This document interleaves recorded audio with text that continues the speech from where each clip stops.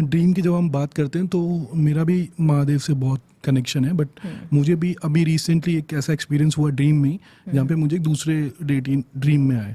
मुझे बहुत कम हुआ है कि महादेव ने डायरेक्ट मुझे ड्रीम में आए हो, बट उनके एलिमेंट्स बहुत आए। नंदी जी आए हैं, उनके जो सर पे वो आए हैं, है ना, वासुकी जिसको बोलते हैं, और भी बहुत सारे उनके एलिमेंट्स मैंने देखे हैं इनडायरेक्टली, बट डायरेक्ट वे में कभी भी ऐसा खुद नहीं आए वो।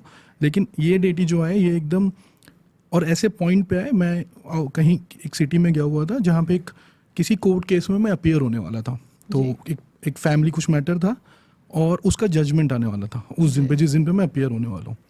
उसी दिन मतलब रात को जैसे ड्रीम आता है जो भी सोने के टाइम पे, तो मुझे ड्रीम आया कि मैं अयोध्या जैसा कोई जगह है, एग्जैक्टली अयोध्या है कि नहीं है ये भी मुझे याद नहीं है, वैसी ही कुछ जगह है, और वहाँ पे सब मंकीज और वानर जो वो सब हैं, और राम है, लक्ष्मण है और सीता है, ये तीनों हैं, and I am also there. और वहीं पे आसपास कुछ कोर्ट है, और कोर्ट में वर्डिक्ट आना है, और सब लोग वेट कर रहे हैं, और सब लोग एंटिसिपेट कर रहे हैं कि क्या होने वाला है। वो वर्डिक्ट आ जाता है और हमारे फेवर में आता है, राइट। तो फिर सब लोग खुशी मना रहे हैं, क्रैकर्स फूट रहे हैं, और वो पूरे शहर में हो रहा है। इट्स नॉट कि मेरा एक आने वाला था, कुछ अगले दिन पे मेरा एक हियरिंग था उससे रिलेटेड है। वो बोल सकते हैं लोग कि शायद सबकॉन्शियस माइंड में वो बैठा है इसलिए ऐसा है, बट ऐसा नहीं है। कि वो पूरे शहर वाले उसकी खुशी मनाने लगे, जो भी वहाँ पे थे, वानर और ये लोग क्रैकर्स फोड़ने लगे। तो वो वो जो डिसीजन है वो हमारे फेवर में आया, और मैं इतना ओवरवेल्म्ड हो गया कि मैं हंस भी रहा हूँ और रो भी रहा हूँ सेम टाइम पे, और नील डाउन करके बैठा हूँ।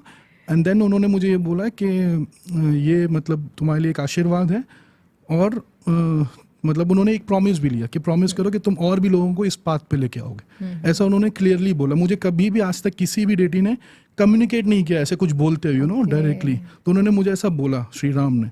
तो नेक्स्ट डे जब मैं उस कोर्ट में गया, ऑब्वियसली उसका रिजल्ट तो अभी नहीं आया, बट जब मैं नेक्स्ट डे वो कोर्ट में गया और चीज़ें सारी हमारे फेवर में हो गई, तो एक गाइडेंस है।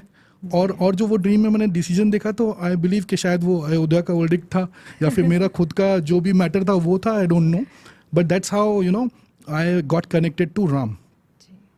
देन आई स्टार्टेड क्वेश्चनिंग कि ऐसा क्यों हुआ।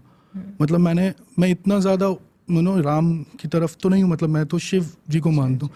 ये ना हम लोग का ये है कन्फ्यूजन है हम लोग का। अगर आप शिव पुराण पढ़ोगे तो उसमें लिखा हुआ है कि जो व्यक्ति शिव और विष्णु में अंतर करता है वो सबसे बड़ा मूर्ख है। तो basically they are not different, ये हम पहले से बोलते आए हैं। तो अब अगर आप शिव जी जब ध्यान करते हैं तो आप उनसे पूछो कि आप किन का ध्यान करते हैं, तो बोलते हैं कि मैं राम को याद करता हूँ, नारायण को याद करता हूँ, जो भी उनके रूप है।